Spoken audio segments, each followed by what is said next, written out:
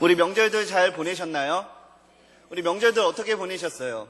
주일날 우리가 담임 목사님을 통해 선포된 말씀을 통해서 이 명절은 예전의 명절과 뭔가 좀 다른 명절을 보내자고 우리가 결단을 했습니다. 예전에 있었던 나의 죄의 문제, 하나님과 해결하지 못한 그 죄의 문제들을 해결하고 그 장애물을 다 없애고 한번 서보자, 그런 결심을 했었고요. 우리 가족들이 모여서 같이 올해는 뭔가 가족들의 이름으로 뭔가 뜻깊은 일을 하자, 뭔가 섬기는 일에 우리 가족들이 한번 헌신을 하자, 그런 결심을 했었습니다. 또한 그 사람들 앞에서 우리가 하나님의 백성으로서, 하나님의 자녀로서 뭔가 구별이 되고 그들과는 다른 삶의 모습을 보여주자라고 우리가 결심하고 그 자리로 나아갔는데요. 좀 어떠셨어요? 그 결심한 대로 그대로 하셨나요?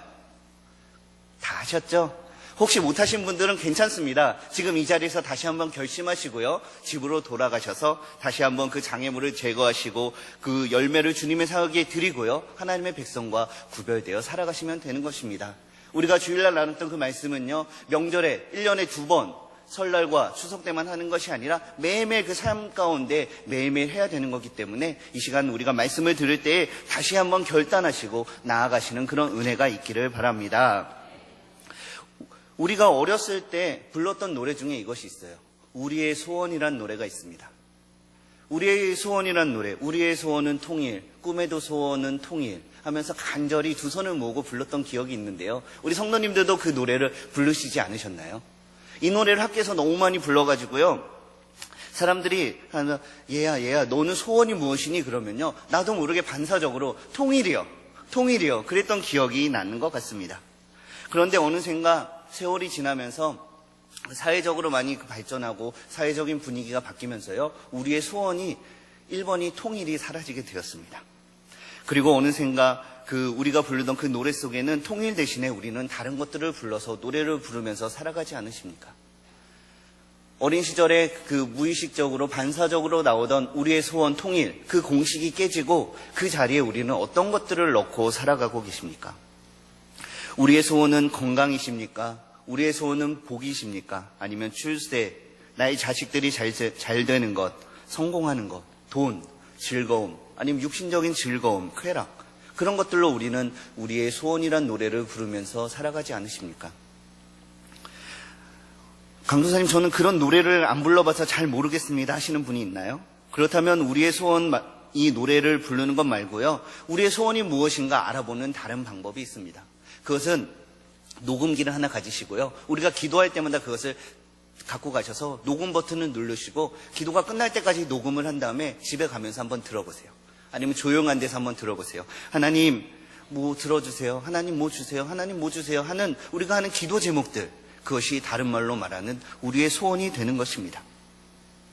우리가 이렇게 구하는 소원들, 우리가 노래를 부르며 살면서 입에 달고 사는 우리의 소원들 안에는요, 우리 인생이 나아갈 내가 정한 그 목표가 담겨져 있습니다. 이제 내 소원이 무엇인지 아시겠죠? 내가 입에 달고 사는 것, 내가 노래를 부르는 것, 내가 날마다 기도하는 것, 내가 꿈에도 그리는 것, 그것이 바로 우리의 소원입니다. 어떻습니까? 그 소원 괜찮으십니까? 사람들에게 말하는 그런 소원 말고요, 내가 알고 있는 그 소원, 정말 우리가 그 소원대로 살아가도 괜찮으시겠습니까? 아무 문제가 없을까요? 이 소원들은요, 대부분 우리의 욕심과 관계가 되어 있습니다. 내가 생각하는 그 소원들대로 따라가는 것은 결코 우리에게 유익이 되지 않습니다. 왜냐하면 우리의 욕심이 잉태하여 죄를 낳고 그 죄가 장성하여 우리를 사망에 이르게 하기 때문인 것입니다. 우리는 모두가 죄에 물든 사람입니다. 죄의 영향력 아래서 살아가고 있습니다. 그렇기 때문에 누구든지 한 사람도 예외 없이 우리는 자신의 욕심을 위해서 살아갈 수밖에 없습니다. 그러므로 우리는 나의 기도, 내가 부르는 그 노래가 아니라 다른 사람들이 하는 그 기도에 귀를 기울이셔야 돼요. 그런데 어떤 사람의 기도에 귀를 기울이셔야 되냐면요, 유명한 목사님, 유명한 사람들이 쓴 기도, 그런 기도에 귀를 기울이시는 것이 아닙니다. 죄의 영향력 아래에 있지 않은 사람을 찾아내셔가지고요, 그 사람이 어떻게 기도를 하는가, 그 사람이 입 가운데 어떤 말을 하면서 어떤 꿈을 품고 살아가는가, 우리는 그것을 살펴보셔야 되고요, 그것을 닮아가도록 노력하셔야 되는 것입니다. 그렇다면 이 세상 가운데 죄의 영향력 아래에 있지 아니한 사람이 누가 있을까요? 그분은 바로 예수 그리스도십니다. 그러므로 우리는요, 이 성경책을 펴고 예수님이 어떻게 기도를 하셨는가 그것을 잘 살펴보셔야 됩니다. 그리고 그 기도대로 따라하려고 우리는 애쓰셔야 되는 것입니다. 오늘 우리가 읽었던 요한복음 17장에 나타난 예수님의 기도는 다른 복음서의 그 어떤 기도들보다 우리로 하여금 예수님의 마음이 어떤 것인가 더 잘 알려주고 있는 것입니다. 예수님이 하시는 기도 한 구절 한 구절마다 예수님께서 이 땅을 사시는 동안에 무엇을 원하셨고 어떠한 소원을 가지고 그것을 이루기 위해서 살아가셨는가 우리는 잘 알 수 있는 것입니다. 오늘 본문의 예수님의 기도를 통해서 예수님이 당신의 삶을 사시는 동안 표현하고자 하셨던 것이 무엇인지, 예수님의 기도를 통해서 우리가 꿈에도 꾸어야 할 우리의 소원이 무엇인가 함께 살펴보고 결단하는 시간이 되었으면 좋겠습니다. 첫 번째로 따라해 봅시다. 우리의 소원은 하나님께 영광을 돌리는 것입니다. 붙여서 해볼까요? 시작. 우리의 소원은 하나님께 영광을 돌리는 것입니다. 아멘. 우리 17장 1절 말씀 다시 한번 읽어보겠습니다. 시작. 예수님께서 이 말씀을 하시고 눈을 들어 하늘을 우러러 이르시되 아버지여 때가 이르렀사오니 아들을 영화롭게 하사 아들로 아버지를 영화롭게 하옵소서. 아멘. 예수님께서 기도하셨습니다. 아들로 아버지를 영화롭게 하옵소서. 이 말은요, 바꿔 말하면요, 나로 하여금 아버지께 영광을 돌리게 하여 주시옵소서라고 기도를 하는 것입니다. 어떻습니까? 예수님의 기도. 처음부터 우리의 기도와 다르지 않습니까? 하나님 아버지 도와주세요 라고 하는 우리의 기도와는 차원이 달라도 너무 다른 것입니다. 처음부터 하나님의 영광을 위해서 하나님의 영광을 구하는 기도로 예수님은 그 기도를 시작하고 계십니다. 이 기도뿐만이 아니라 예수님의 전생에는요, 하나님의 영광을 위한 삶이었다 해도 과언이 아닐 것입니다. 그는 근본 하나님의 본체시나 하나님과 동등됨을 취할 것으로 여기지 아니하시고 오히려 자기를 비워 종의 형체를 가지사 사람들과 같이 되셨고 사람의 모양으로 나타나사 자기를 낮추시고 죽기까지 복종하셨으니 곧 십자가에 죽으심이라. 아멘. 이 너무나 유명한 빌립보서의 말씀이 예수님의 생애를 우리에게 잘 설명해주고 있습니다. 예수님은 이 땅을 사시는 그 33년의 생애 동안 전적으로 하나님의 말씀에 순종하며 살으셨던 분이십니다. 하나님의 뜻을 이루어 하나님의 영광을 나타내는 것이 예수님의 삶의 전부였습니다. 성육신 하시던 그 순간부터 가르치시고 전파하시고 아픈 자를 고쳐주시고 십자가에 달려서 죽으시고 부활하시는 그 모든 순간 그 어느 것 하나 예수님의 뜻에 따라 스스로 행하신 것이 없으시며 하나님의 그 계획하신 대로 그대로 따라하신 분이 우리의 예수님이십니다. 예수님은 완전한 인간으로 이 땅에 오셨습니다. 내가 오늘 교회를 오면서 이렇게 추운데 교회를 가지 말까 하면서 고민하셨죠. 명절 끝나고 피곤한데 오늘은 좀 쉬어도 되지 않을까 그 고민하셨죠. 명절 끝나고 그 많은 그 스트레스들, 많은 그 아픔들 가운데 우리 육신이 연약해지는 것을 경험하지 않으셨습니까? 우리의 대적마귀가 우리 마음에 요동치라며 오늘은 좀 쉬어야지 하면서 우리를 시험하지 않으셨나요? 바로 예수님도 우리와 동일하게 그 육신의 몸을 입으시고요, 우리가 당했던 시험들, 우리가 당했던 그 죄의 갈등들, 유혹들을 동일하게 겪으셨습니다. 하지만 예수님께서는 단 한 번도 그 시험들 가운데 넘어지지 않으셨습니다. 그리고 그 시험들 가운데 넘어지지 않고 승리하실 수 있었던 그 이유는 그 마음속에 한 가지 목표가 있었기 때문입니다. 그것은 바로 하나님이 나에게 주신 그 사명, 하나님께 주신 그 목표를 내가 다 이루어야겠다라는 굳은 결심이 있었습니다. 그리고 그것을 나의 예수님 자신의 영광을 위한 삶이 아니라 하나님께 영광을 돌리는 삶을 살아야겠다는 그 소원이 있었고요. 그 소원대로 살아가셨기 때문에 예수님께서는 그 시험 가운데 넘어지지 아니하시고 승리하는 인생을 살 수 있으셨던 것입니다. 실로 예수님은 그의 모든 삶을 통해서 온전히 하나님의 말씀에 순종하며 하나님의 영광을 돌리는 삶을 사셨습니다. 그리고 하나님께 영광을 돌리는 삶을 사셨던 예수님께서 하나님께서 나의 기도를 반드시 들어주실 것이라는 그 확신을 가지고 지금도 하나님께 기도를 하고 있는 것입니다. 성경을 펴고 예수님의 기도를 하나하나 읽어보세요. 그 어느 것 하나 확신이 없는 것이 없습니다. 설마 하나님이 들어주지 아니하실까? 혹시 이것은 안 들어주시지 않을까 하면서 그 조마조마하면서 기도를 하신 구절이 단 한 구절도 없습니다. 예수님의 기도 그 어디에서도 하나님이 안 들어주시면 어쩌나 하는 그 불확실한 마음이 없습니다. 우리도 하나님께 기도를 하면서 이런 예수님과 같이 확신을 가지고 기도를 하십니까? 어떨 때는 이 기도는 하나님께서 들어주실 거야. 하지만 어떨 때는 이 기도는 하나님이 좀 들어주시지 아니하실까? 이 기도는 하나님이 안 들어주실 거야 하면서 불확실한 마음이 들 때가 더 많으실 것입니다. 그것은요, 우리가 아직 예수님처럼 온전히 우리의 삶이 하나님의 영광을 돌리는 데 헌신되어 있지 않기 때문입니다. 우리가 입으로는 하나님의 영광을 위해서 산다라고 고백을 하고 그렇게 살아가고 있지만 우리 마음속에는 하와님이 빠지고 나의 영광을 위해서 살아가고 있기 때문에 우리 마음에 그런 확신이 없는 것입니다. 사랑하는 성도 여러분, 우리는 하나님의 영광을 살아야 합니다. 그리고 하나님의 영광을 위해서 살아야 하는 것이 우리의 소원이 되어야 되는 것입니다. 왜냐하면 우리는 처음부터 하나님께 영광을 돌리기 위하여 만들어졌기 때문입니다. 이 백성은 내가 나를 위하여 지었나니 나를 찬송하게 하려 함이라. 아멘. 우리는 처음부터 그렇게 만들어졌고요. 우리는 반드시 그렇게 살아가셔야 되는 것입니다. 하나님께 영광을 돌리는 것은 거창한 것이 아닙니다. 올림픽의 시상대나 높은 시상식에 올라가서 이 영광을 하나님께 올려드립니다 하면서 이렇게 박수를 치는 것이 하나님께 영광을 돌리는 것이 아닙니다. 바로 하나님께 영광을 돌리는 것은요, 바로 우리 삶 가운데 아주 쉽게 할 수가 있는데요. 그 방법은요, 따라해 봅시다. 나를 포기하는 것입니다. 아멘. 하나님께 영광을 돌리는 방법은요, 나를 포기하는 것이에요. 이것이 먼저 예수님께서 몸소 우리에게 실천으로 보여주신 하나님께 영광을 돌리는 방법입니다. 혹시 사람들이 나를 몰라주셔서 마음에 원망이 가득하십니까? 사람들이 나를 대접해 주지 않아서 원망이 되십니까? 그것은요, 내가 아직 나를 포기하지 못했고요, 나에 대한 영광을 포기하지 못했기 때문인 것입니다. 나의 인생 가운데 과감히 그 주어의 자리에서 나를 빼버리십시오. 그리고 그 자리에 하나님과 예수님만 집어넣으십시오.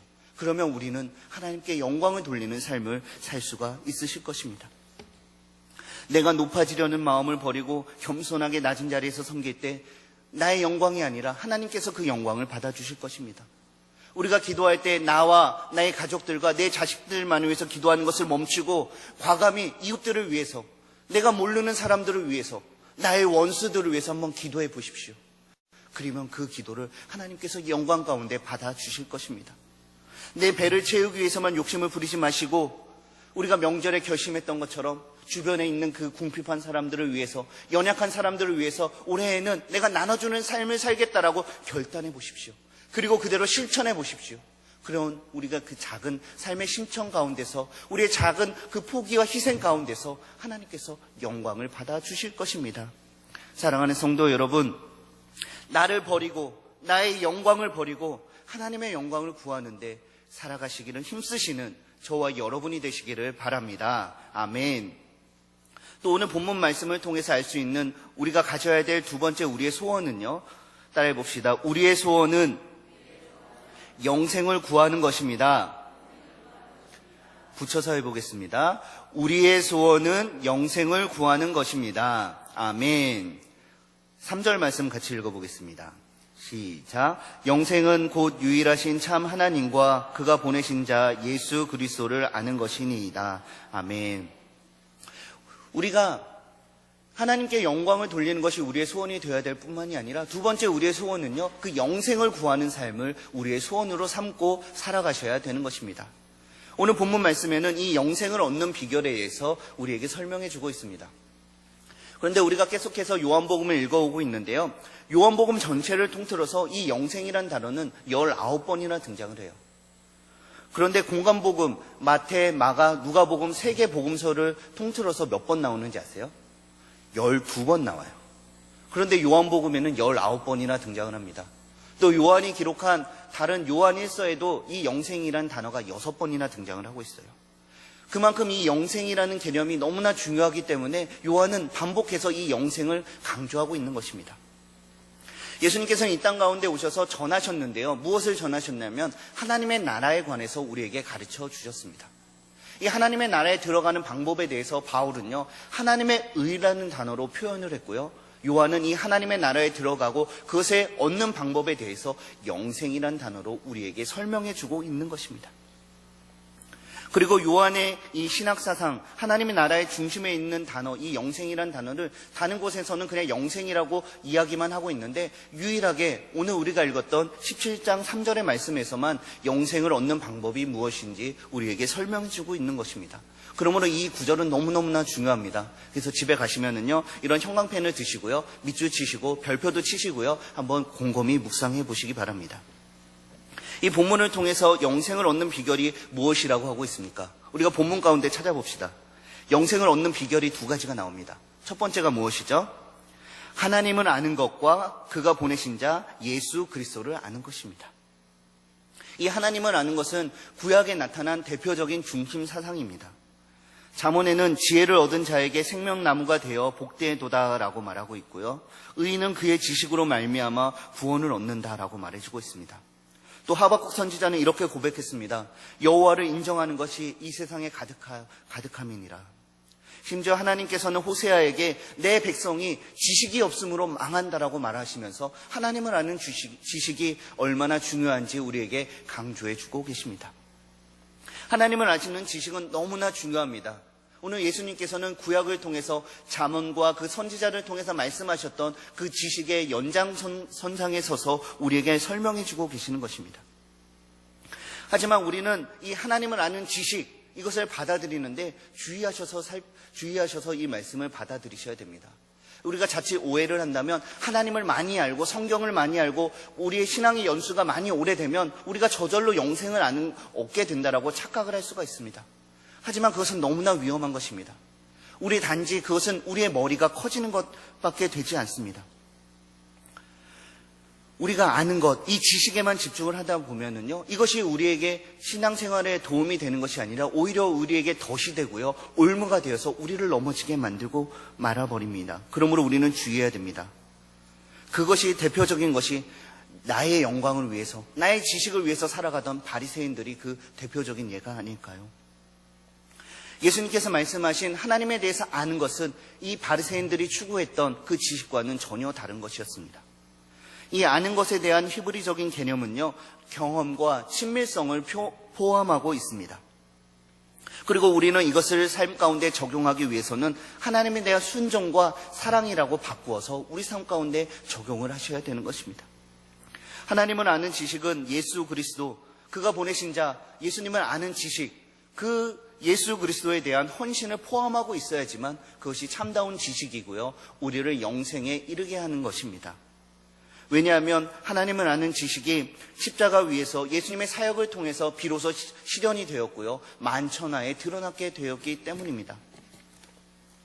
세상의 사람들은 십자가를 두려워하고 꺼리끼는 것이었지만, 분노와 저주의 상징이 십자가였지만, 하나님께서는 사람들이 도저히 이해할 수 없는 그 놀라운 방법을 통해서 그 놀라운 사랑으로 바꾸어 주시고 당신의 사랑을 예수 그리스도의 십자가 위에서 만천하에 드러내셨기 때문에, 그로 인해서 우리에게 영원한 생명이 주어졌기 때문에 우리는 예수 그리스도의 그 십자가, 그 놀라운 사랑을 잘 아셔야 되는 것입니다.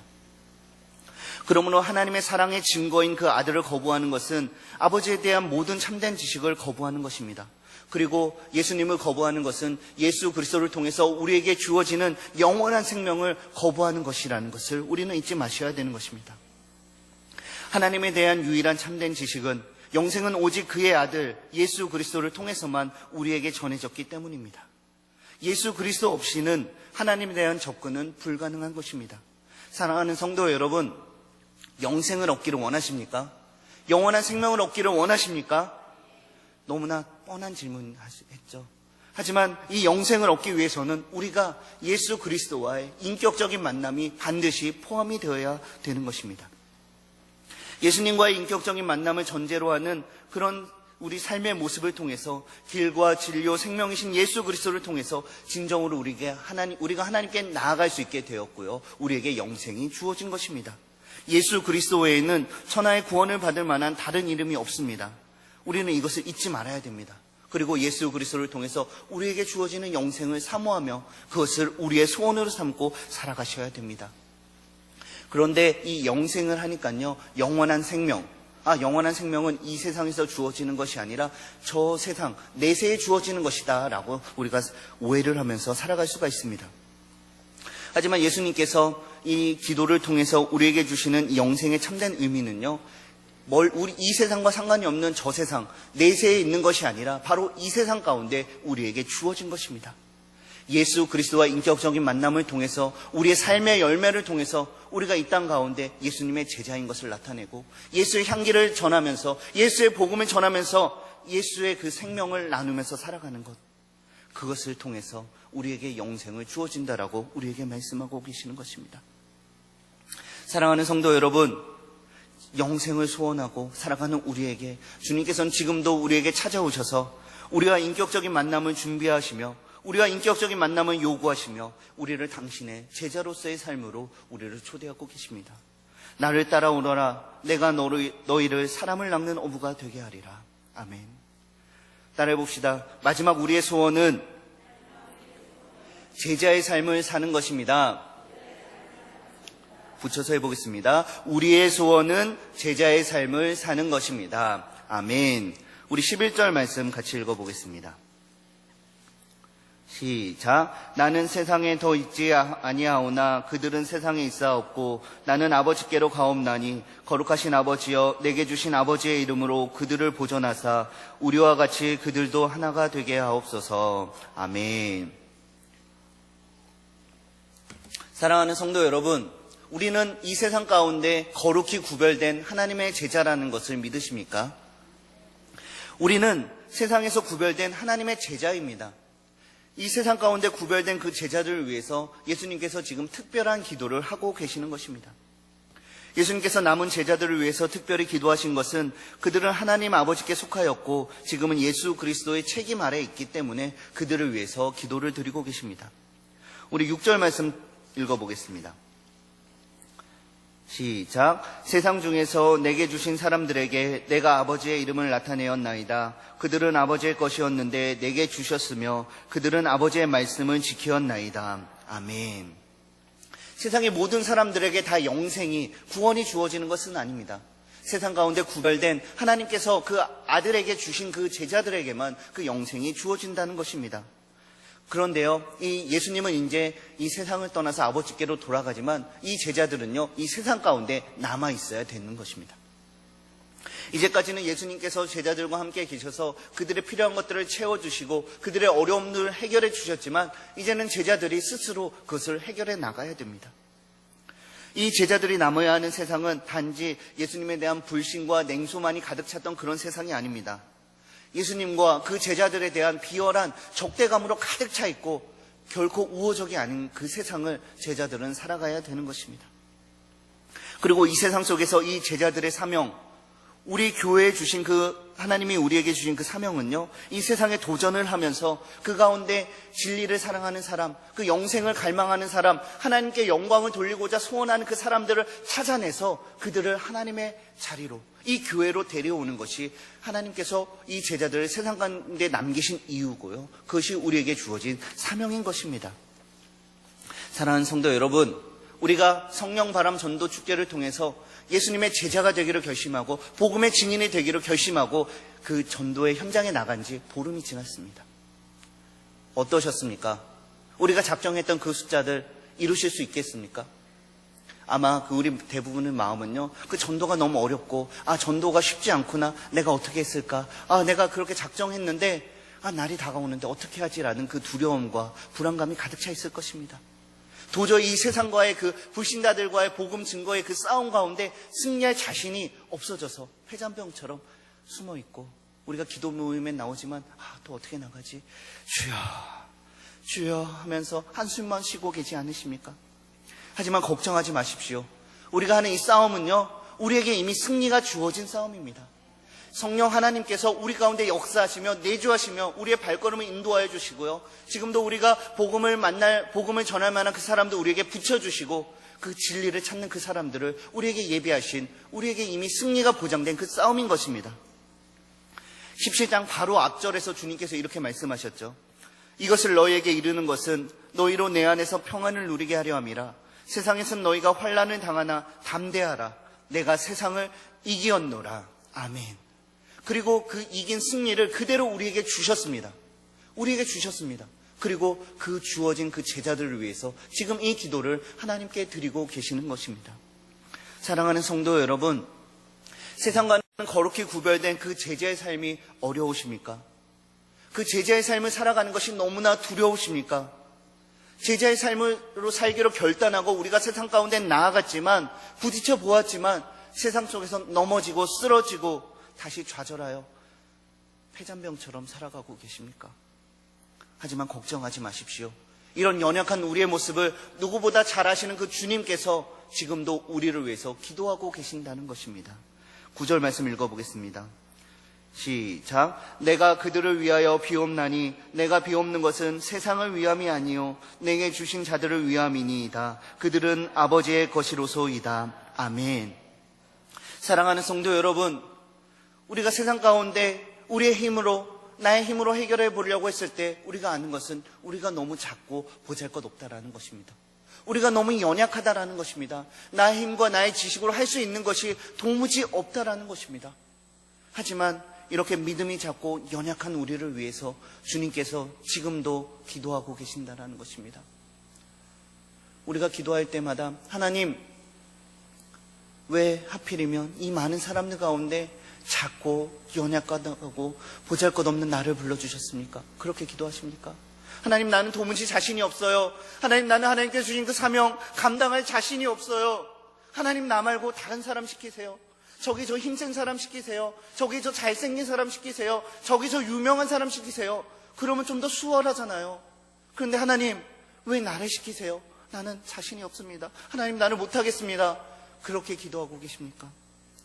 걱정하지 마십시오. 그 연약한 가운데 우리가 연약한 거 누구보다 잘 아시는 분이 바로 우리 하나님이십니다. 그 연약한 걸 아시고 일부러 우리를 불러주셨습니다. 우리의 연약함 가운데 나의 힘으로 하는 것이 아니라 하나님의 힘으로, 나의 지혜로 하는 것이 아니라 하나님의 지혜로, 나의 입술로 하는 것이 아니라 하나님의 입술로 우리를 이 세상 가운데 하나님의 일꾼으로 삼기 위해서, 하나님의 복음의 증인으로 삼기 위해서, 하나님의 제자로 삼기 위해서 우리를 불러주셨고요. 지금도 우리를 이 세상 가운데 가라라고 말씀하시는 분이 우리의 하나님이십니다. 우리는 단지 그분을 믿기만 하면 되는 것입니다. 무릇 하나님께로부터 난 자마다 세상을 이기니라. 세상을 이기는 승리는 이것이니 우리의 믿음이니라. 아멘. 사랑하는 성도 여러분, 우리 예수님 한번 믿어봅시다. 예수님 한번 믿어봅시다. 그리고 제자의 삶을 살기로 결단합시다. 이전의 나의 모습은 중요하지 않습니다. 지난 보름이 어떻게 됐든지 그것은 중요하지 않습니다. 지금 우리가 다시 이 자리에서 결단하고 할 수 있다, 하면 된다, 나도 할 수 있다라고 결단하고 다시 나아가는 것이 중요한 것입니다. 이제부터라도 하나님의 백성답게, 하나님의 제자답게 구별된 삶을 살아가면 되는 것입니다. 제자의 삶을 살기 위해서는 우리는 하나님께 보내심을 받은 거룩히 구별된 자들이라는 것을 자각하고 살아가셔야 됩니다. 하나님의 백성답게 거룩히 구별된 삶은요, 처음에 말씀드렸던 것처럼 나의 영광이 아니라 하나님의 영광을 위해서 살아가는 것입니다. 하나님을 나의 인생의 주인으로 모시고 하나님께 영광을 돌리며 살아가는 것이 하나님의 백성, 제자, 이 세상 가운데 거룩히 구별된 삶입니다. 이렇게 우리가 거룩히 구별되어 살아갈 때 우리에게 주어진 복음 전파와 하나님의 나라의 확장이라는 예수 그리스도의 그 명령을 효과적으로 수행할 수가 있습니다. 만약 우리가 이 사명을 감당하는데 세상과 적당히 화협하고 타협하고 그들과 융화되면서 살아간다면 그것으로 인해서 내가 다른 사람들보다 사명을 좀 더 수월하게 감당할 수 있다고 생각하시면 그것은 대단한 착각입니다. 그런 생각 버리셔야 돼요. 우리가 세상의 사람들과 같이 살면서요, 당신은 다른 그리스도인과 뭔가 다른 것 같아. 당신은 왠지 말이 통해. 당신은 다른 사람들과 달라. 그런 얘기를 들으시면은요, 내가 다른 사람들보다 뭔가 뛰어난가? 역시 나의 생각이 옳았어. 다른 사람들도 이런 방법을 가르쳐 줘야겠다. 그런 생각을 하고 있으면 대단한 오산입니다. 너는 다른 사람들과 다르다는 그 이유는요, 내가 특별하다는 것이 아닙니다. 다른 사람이 아니라 바로 내가 예수 그리스도와 다르다라는 증거인 것입니다. 그리고 그것이 바로 나와 하나님 사이에 가로막혀 있는 장애물인 것입니다.